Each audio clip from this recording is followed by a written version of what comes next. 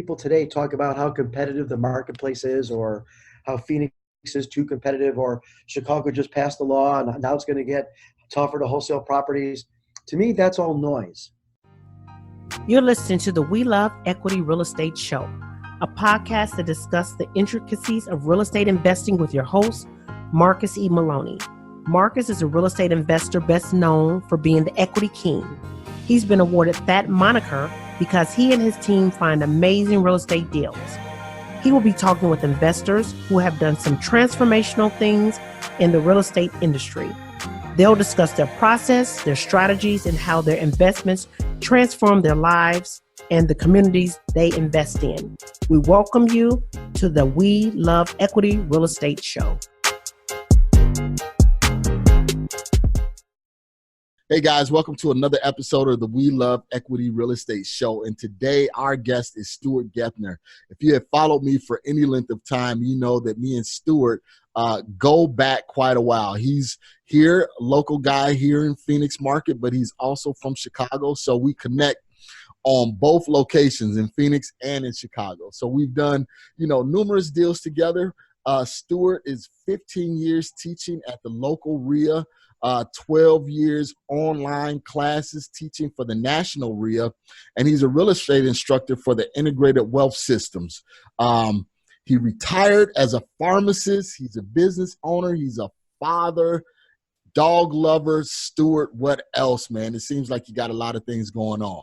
Welcome to the show. Hey, thanks. Glad to be here. If I had my druthers, I would have rather been a Major League Baseball player. That's something I would have rather have been. So couldn't hit a curveball very well, so I ended up doing pharmacy. So tell me, being from Chicago, White Sox or the Cubs, man?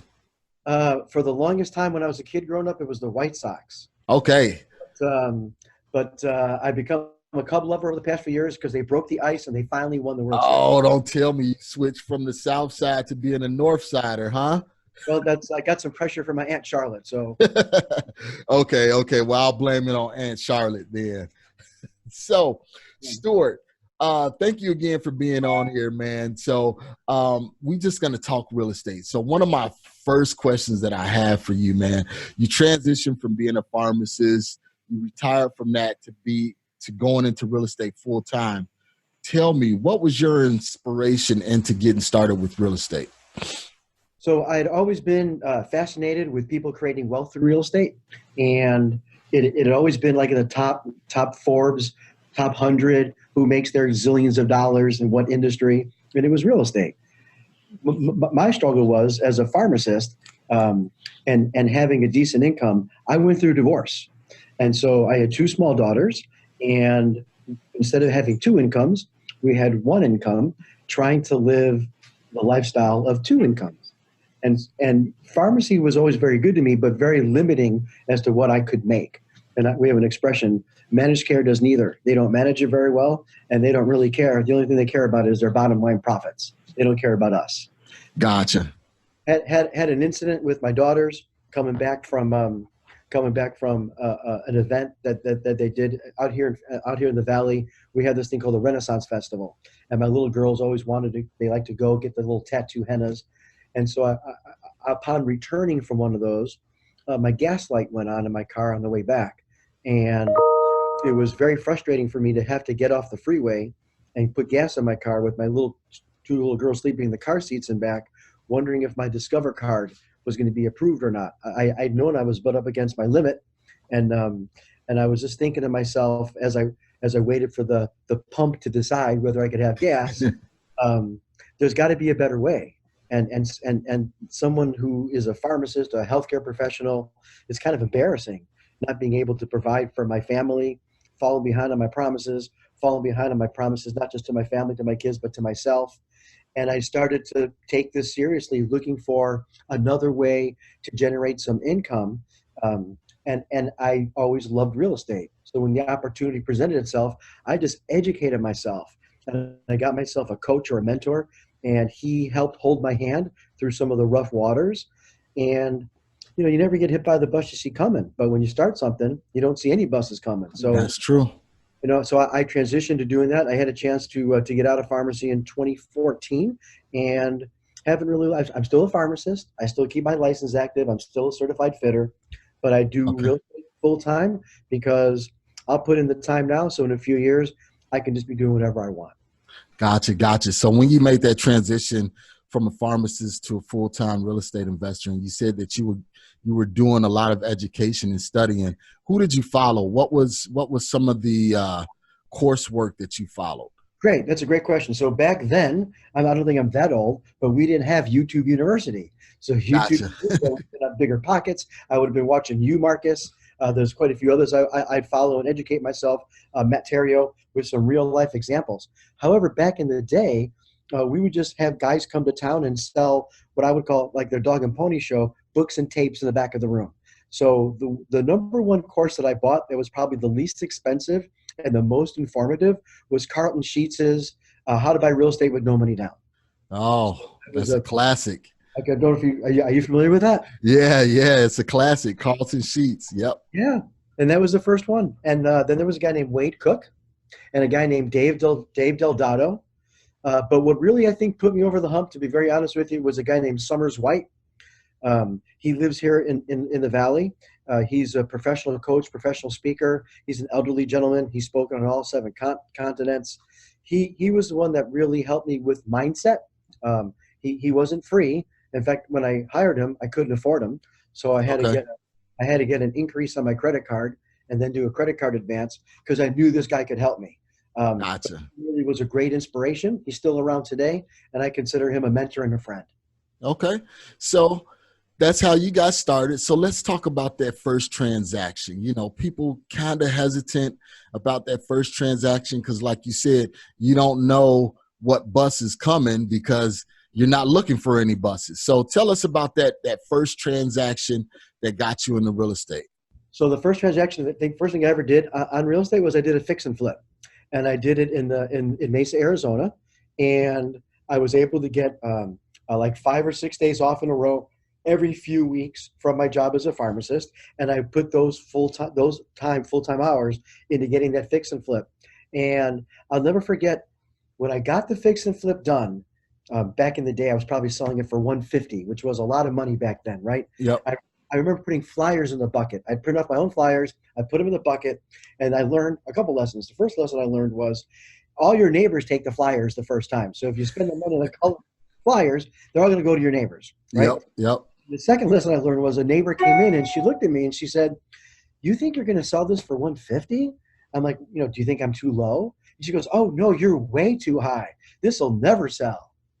And I'm thinking to myself, you really want me to sell this for $150? Right. That makes your house value goes up. So I learned that not everybody understands the concept of real estate investing. So yeah, got some of those lessons out of the way first time through. Okay. So with that first transaction, your financing, was it hard money? Was it private money? Or was it your own money? How did you finance? I used traditional financing, which was a mistake because you don't want to go down to your local bank for a fix and flip because they're not asset-based lenders. They're pulling tax returns. Yeah, personal lenders. Right. But I didn't know that back then. So now would be completely different. It would be hard money because it's short term. But back then I actually went through underwriting, took a while. I was working with a seller that was out of state that had like a grandma pass away. So they were nice and patient with me. And so that first transaction, my funding was, I want to say Washington Mutual, if you remember them. That's okay. WAMU. That's what I did my first fix and flip with. So how did you find that deal? Was it off market? Was it on market? It was off market, and there was a realtor that I knew at the time, still friends with her today, Jill Gerber, and she knew that I was trying to get into real estate and doing a flip. And so she called me and she just said, "Hey, I have something you might be interested in. I think the family's out of state and they're willing to let it go for a song and a dance. Would you be interested?" And I was like, "Sure." So it was a referral from someone who knew I was just getting in. So I was very appreciative. Again, the power of relationships and networking. People, you have to network. You have to, build that team. So how did you find Jill? How did you find that realtor? So that's funny you ask. So I met Jill because when I moved to Arizona and I was working as a pharmacist for Walgreens, she came into Walgreens and, these realtors always wear their little name badges, right? Yep. So I introduced myself to her, told her I just moved here, and eventually I would like to buy a house to live in. and she just stayed in touch with me, and she sold me my first personal residence that I lived in. So we kind of became friends that way. And then she knew that I was going to try to do real estate investing. I must have told her. So she found me that property on Portobello Street in Mesa, Arizona. Okay. All right. So that was the first deal done in the books. Now, with that first deal, was there any hiccups? Did you have any setbacks? Yeah. I remember there was a huge rock in the backyard that I was going to move and try to put a gazebo there. And all it was like the surface of this rock. And I figured I could just dig it out. And the more and more I started digging around it, it was more like an unbelievably sized boulder than it was a rock. I could barely lift it. I remember the shower doors. I wanted to clean the shower doors with some CLR. I thought I could clean them. I took the shower doors off. I started cleaning one with CLR. Not only did it not work, I broke the glass on the shower door. Yeah. And there are hiccups all along the way, trust me. Okay.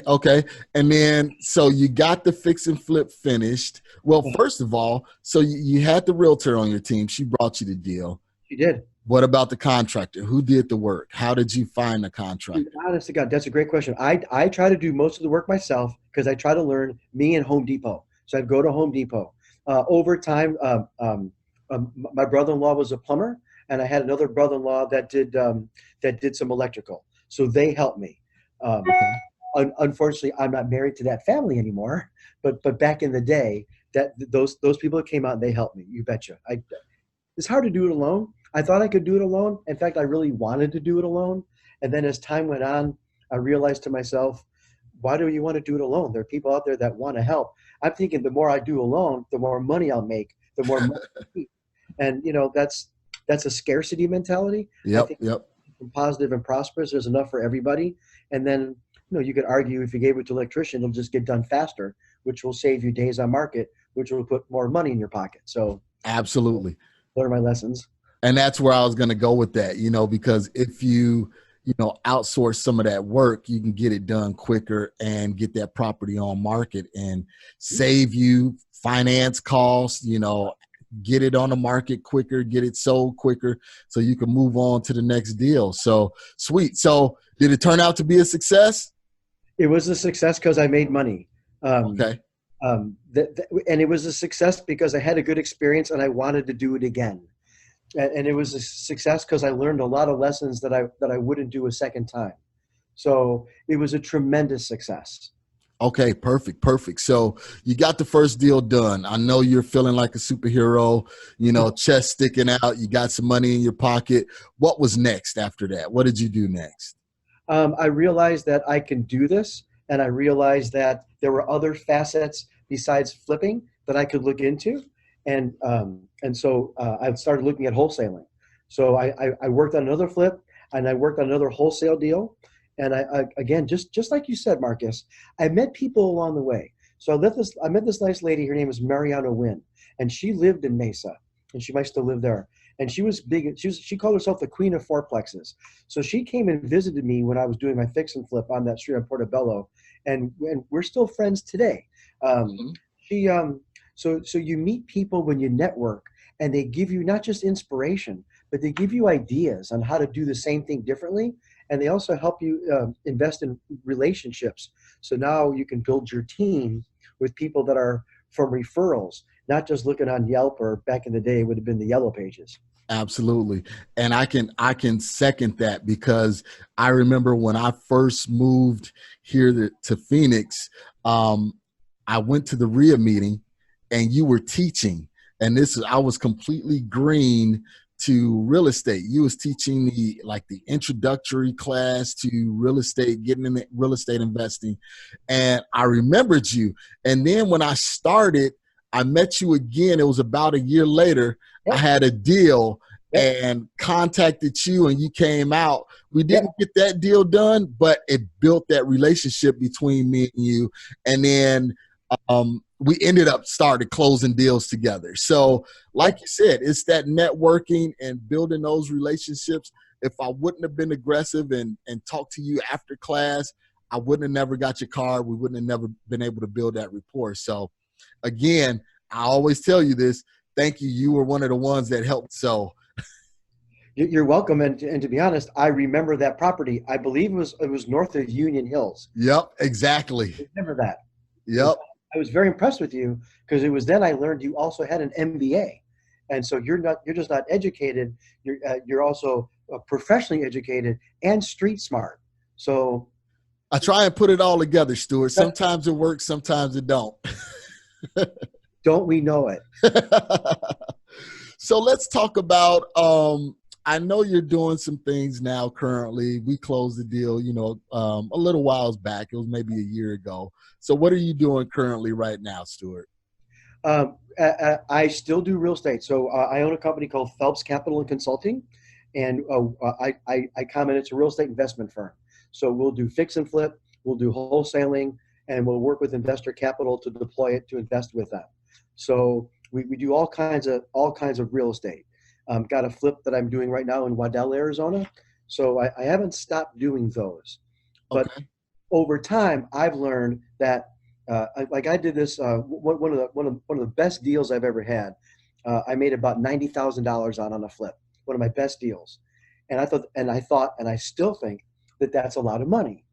What I learned was, after you paid the bills, paid off Home Depot, reimburse yourself for the labor, this, that, and the other, and as time goes on, as life happens, that 90,000, it doesn't last forever. Yeah. So, right, a month, a week, a year, 2 years, whatever it is. At some point in time, it's not sustainable. In other words, the checks don't come in. I got to do it again, and I got to do it again. So over time, I've learned, for me, that buy and hold is a good strategy. And so for the past maybe 2-3 years, I've been focusing on picking up properties. We bought like 3 fourplexes here in the Valley over the past couple of years, some more single-family residences. So I'm trying to create more passive cash flow.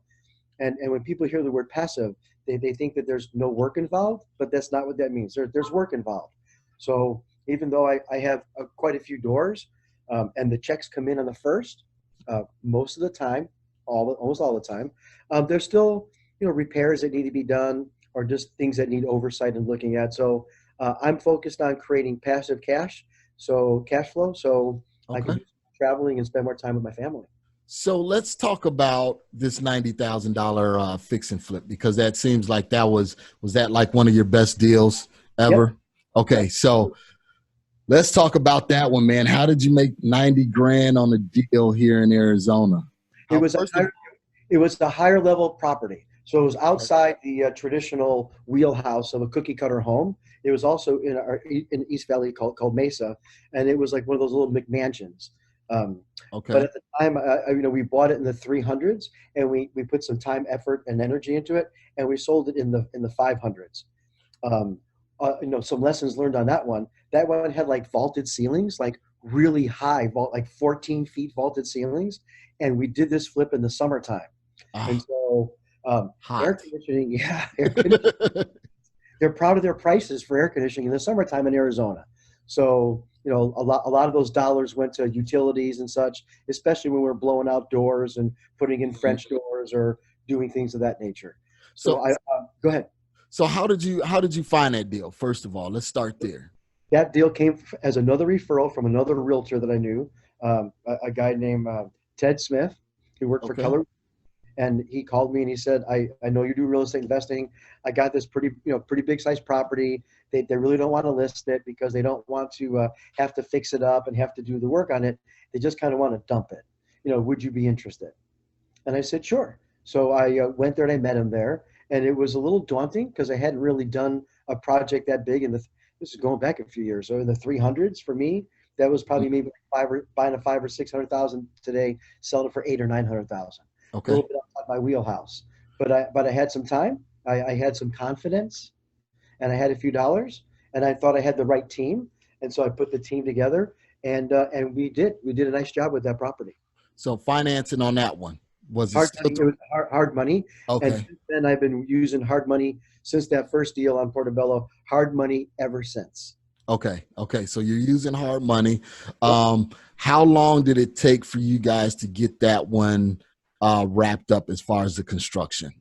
About 6 months. We ran it for about 6 months. So it took probably 6 months to get it done, and then maybe another 45 days to close. Okay, so you're all in, let's just say 8 months. So you're carrying that property for 8 months. Yes. and you still netted, 90K on a deal. Yeah, we did. Yep. Perfect. So did you use the same realtor that referred the property to you, list it? As a matter of fact, we did. That was part of the deal. So, and I did on the one in Portobello. My current lovely bride, Stephanie, is a realtor, and in my opinion, everybody needs to make a living. And so I have never, ever hammered a realtor to reduce their commission for me, ever. Oh, can you do it for 2%? If they volunteer to do it for 2%, I'll say, Right. right. Absolutely. But I think everyone's entitled to make a living. Back to that prosperous mentality instead of scarcity. So my thought with him was that if I did a nice job and let him list it, and I bought it from him, might he bring me another deal? I call those deals grandma die deal. When grandma dies, the kids live somewhere else. They don't Yep. want to spend the money to fix it up, right? Oh, if you just paint it. Oh, if you just put new flooring in. They don't have the money. They just want to sell it. To them, if they get $100,000, that's found $100,000 that they never would have had before. So those grandma die deals, we love those deals. And so if I'm good to them as realtors, they don't get it. They don't get those deals very often. But when they do, Right. I want them to think of me. Absolutely. So now let's talk about what was your most creative deal? A deal that you kind of got into and you was like, hey, I got to be kind of creative in order to pull this off. Great. That's a great question. And thank you for bringing that up. So when I was divorced and I had my kids, my two daughters, I was living on 5050 East Roy Rogers in Cave Creek, and I was renting. And I really wanted to buy a house for me and the kids. I didn't want to continue to rent. Mm-hmm. And so I just kept driving the neighborhood on Saturdays and Sundays, going to open houses, looking for maybe someone that might sell or finance. And Gotcha. I came across a house near, when I was working in the pharmacies, near one of my pharmacies, that I went in and I spoke to the realtor, and I said, I'm having some challenges. I went through divorce, some things on my credit, not sure I'm going to get a loan. Tell the truth, and Right. would the seller be interested in seller financing? And he was a developer, believe it or not, the guy that sold the house. And she said, you know what? Let me ask. And so she asked, and he said he would be interested. And he wanted to make sure I was legit. So I pulled my credit report. I showed him my tax returns. And I explained to him, I sat down with him a couple of times. Here's my dilemma: going through divorce, got some credit issues, can't get a loan at this time or this price point, and so he took the paperwork and he looked it over and he got back to me and he agreed. And so for me, and I moved into that house and I raised my kids there. And so it served its purpose, and it's a great house. My daughters remember it fondly. Recently just sold it to another family. But to me, that proved that it could be done. So Mm-hmm. when I hear people today talk about how competitive the marketplace is, or how Phoenix is too competitive, or Chicago just passed the law and now it's going to get tougher to wholesale properties, to me, that's all noise, right? If we just focus on what we're trying to accomplish and create a pathway to get there and start in small baby steps and make adjustments along the way, it showed me that anything is doable. And so from that transaction, Marcus, I've done countless subject to transactions, taken over property with subject to, sold on lease options. It really opened up for me the creative juices for real estate. That's good. Especially, in a market such as this, here in Phoenix and really across the nation, everybody's like, well, it's harder to find deals. You can't find deals with margin, but you have to be creative in order to make those deals work. So, and I think there's just really good karma coming back on you, for some of your previous deals where you said, hey, I'm not going to beat down, the realtor on their commission. This developer, he didn't have to do that for you. He could have said, hey, you know what? I just need a straight transaction. Let's get it done. And I'm pretty sure he probably could have held the property himself, but he said, hey, you know what? I'm going to give this guy a chance. And you honored that agreement. So that was good representation on your end and on his end. And from that, you learn, that, hey, I can do more of these deals down the line. So that's awesome. So you really learn from that. So tell me about, I know you're doing some educational things, doing some things in the educational space. Yeah. So let's talk about that. Kind of what are you doing, with the educational piece? So for me, that day that I had to put gas in my car with my daughters in the back seat, wondering if my Discover card was going to work on that day, I remember saying to myself, if I figure this out, like as you know, you're praying to God, if you help me with this, I Mm. promise I'll help back, right? And and my wish came true. It came true. I've been very fortunate.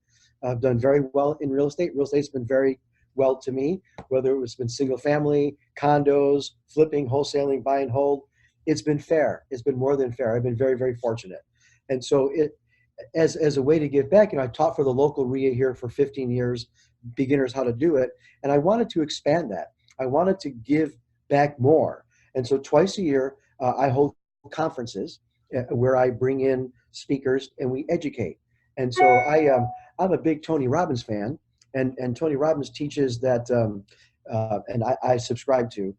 I don't like the hard sell. I don't like the hard sell where, but that's not all. If you buy today, I'll throw in, Right. that's not who I want to be. So I educate. So I put on educational conferences, and I'll do a 3-day, I'll do a 1-day, and it'll be on how to work with investors or how to get started or whatever the topic is.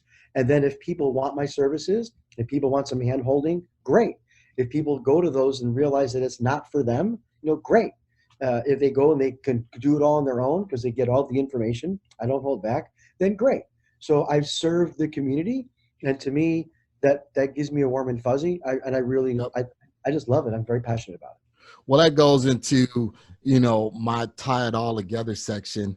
One of my questions in there is, what do you think is the greatest commodity outside of capital? And what are you currently doing for the community? And I think that educational piece is definitely helping people to learn the right way and learn, the way, being integrous, doing everything in integrity. So Well, that's great. I'm going to add to that. So as far as the greatest commodity, because when we hear the word commodity, we think of stuff like, what do you need? And I would absolutely say mindset. Hmm. So mindset and attitude are so important. And when we look to think that if we need one or don't we need one, we all need one. Even I remember, and what got me started, to be very honest, I mentioned I'd rather be a professional baseball player, so I'm a baseball fan. So I remember when Alex Rodriguez was like Hmm. the MVP. He was Mr. Everything, hitting for power average in Seattle, Yep. Texas Yankees. I remember they interviewed him once, and he mentioned that he had his own personal coaches. So he had coaches on the coaching staff, but his own personal ones themselves, one for offense, one for defense. And the interviewer was asking him, like, why do you have your own personal coach? Like, isn't it enough of what you have already? And he's like, well, do you see my statistics? His fielding average, his batting average, and such. Like, well, yeah, they're outstanding. And he says, I attribute that excellence, that little bit, the little 2% more of being better than everybody else, to those that help me with my mindset and help me with my individual challenges. So when I heard that he had one for offense and defense, I said to myself, I got to get a coach and someone that can help and that can mentor me through the storms. So anybody can sail the ship when the ship is when the water's like on glass and Yep. there's waves coming. It's when the waves hit. It's when the what hits the fan. It's when Yeah. that happens. That's when you need true leadership, and we all have it happen to us in different facets of our lives.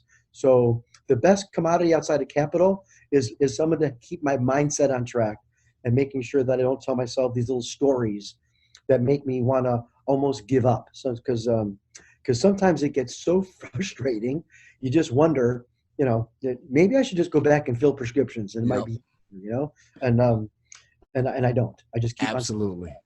And you know what, I have to fight that sometimes, as well. And people think that real estate is really, really easy, but sometimes you have this downtime and you're like, hey, I'm not closing the transaction, I'm not doing the deal. Most people, especially if they're entrepreneurs, going, they have to be doing something, have to be moving. And when you have that downtime and you're not moving, it's like, okay, well, what am I supposed to be doing? And that crossed me too. I was like, well, you know what? I got an MBA. I can go back into human resources. I can do that. I always got a fallback. But I'm like, but that's not what I want to do. And that's not my purpose. My purpose is real estate, So, man, kudos to you about the mindset, making sure you have that strong mind.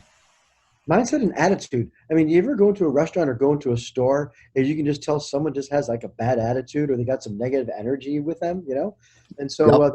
the same can be said about positive.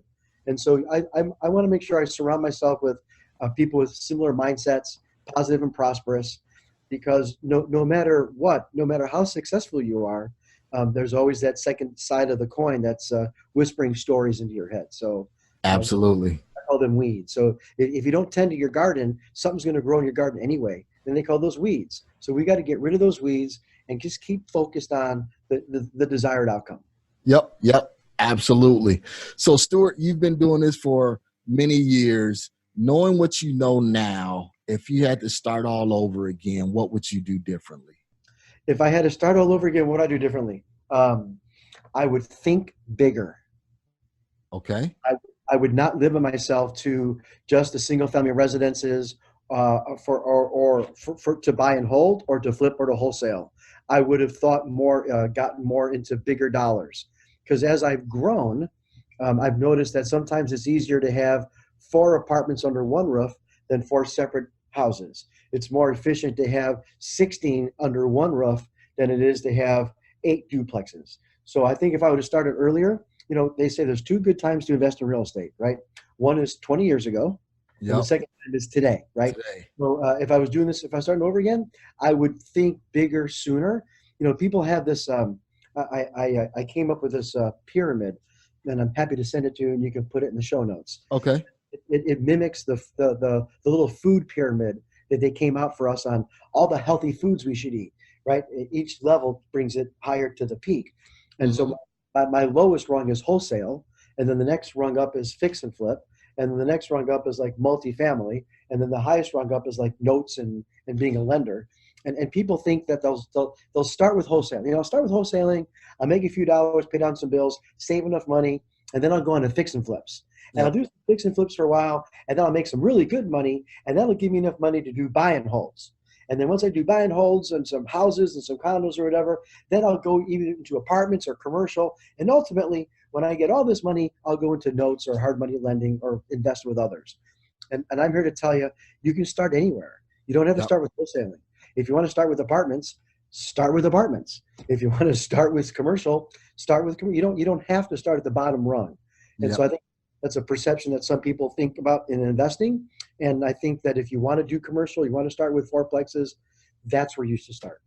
And you know what? And it's funny that you say that, because I was talking to an investor about a month ago, and he was saying that he wanted to start in apartments, but he had this misperception that, hey, I need to start at the bottom and work my way up. And he started, doing some wholesaling, and then he was doing some fix and flips, and then he got into this fix and flip out that just completely, destroyed his business. And he said, his coach said, well, why are you doing fix and flips if you want to do apartments? He said, well, I got to start with fix and flips in order to get to apartments. He said, no, the same way you learn how to do fix and flips, you learn how to do apartments, and you start there. So that's good for the listeners to hear. You don't have to start with wholesaling. You don't have to do fix and flipping. If you want to be in multifamily commercial space, then find somebody that's working in that space and learn from them and start there.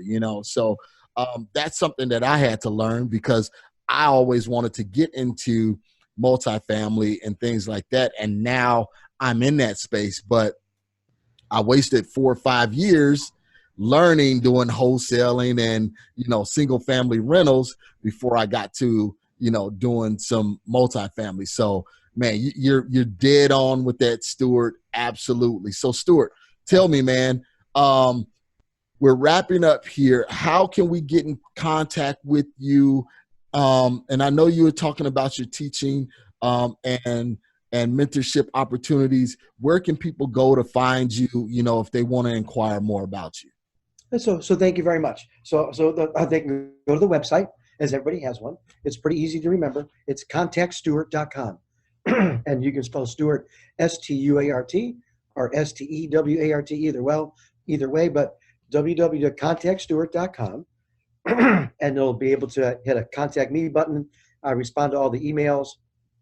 welcome to join our mastermind. We do a monthly mastermind. So I do a lot of stuff to bring people together to create a community that is of like-minded people where we can learn, educate, and share our experiences. Because I remember when I first started, I was working pharmacy and doing real estate, and I went into the pharmacy on a Monday, and I was going to start looking for property, right? Mm-hmm. And so I brought back in the day, they used to have in the newspaper section, they used to have a lot of what they call FSBOs, for sale by owner, back in the Sunday paper. Yep. So in the day there were a lot of them. So I started calling, and one of the first things I learned calling on a Monday for sale by owners is, like, a lot of people work and they don't answer their phone right away. So that was the first lesson I learned. And then I did get someone that answered the phone. It was a woman, and I had these list of questions I was going to ask. I thought they were very inquisitive. How old's the property? How long have you owned it? All those questions, like a little script, if you will.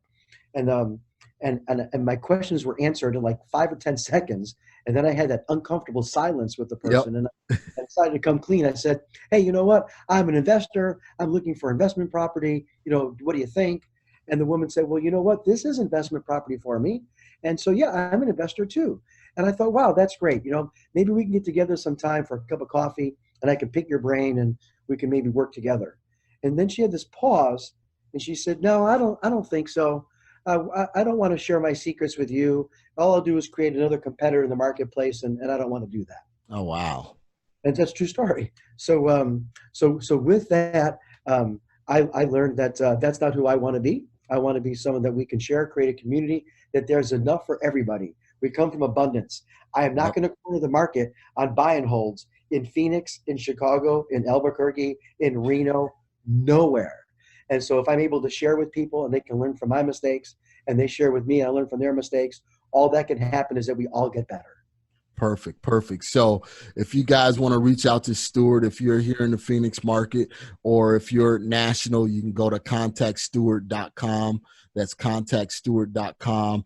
Also, I'll have his LinkedIn profile in the show notes. So all of this information will definitely be in the show notes. So Stuart, wrapping up, man, give me your last word for the day for our listeners.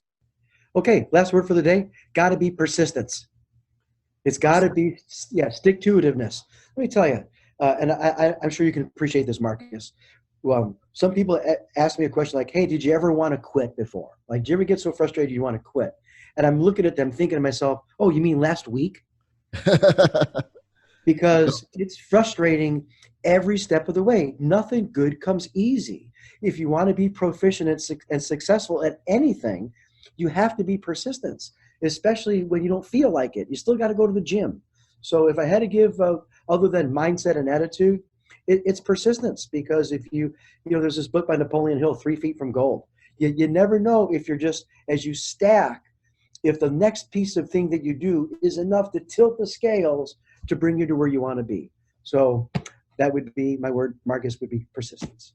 Absolutely, persistence. So Stuart, thank you. I really appreciate you being on here speaking to people of the We Love Equity Real Estate Show. Guys, again, all of Stuart's contact information will be in the show notes, and we will definitely add that pyramid, that investor pyramid also. So again, Stuart, thank you, and I appreciate you. Great to be with you. Thank you for listening to today's show. I picked up some great actionable items, and I'm sure you did as well. If so, let me know. You can always reach me via social media at facebook.com/MRCSMaloney, Twitter at MRCSMaloney, and of course, IG at MRCSMaloney. You can also always reach me via email at mmaloney@equityri.com. Make sure you reach out to our guests as well. You can always find their contact information in the show notes below. If you have not subscribed already, what are you waiting for? Join the family. And while you're at it, leave us a 5-star review. This is how we tell if we're providing you with what you need for your journey. If there's someone you would like for me to interview, or if there's a subject matter you would like for me to cover, please let me know. Finally, if you're looking for additional information about real estate investing, go to equityrealestateblog.com. Also, youtube.com/Marcus Maloney. Until next time, family, always enjoy the journey.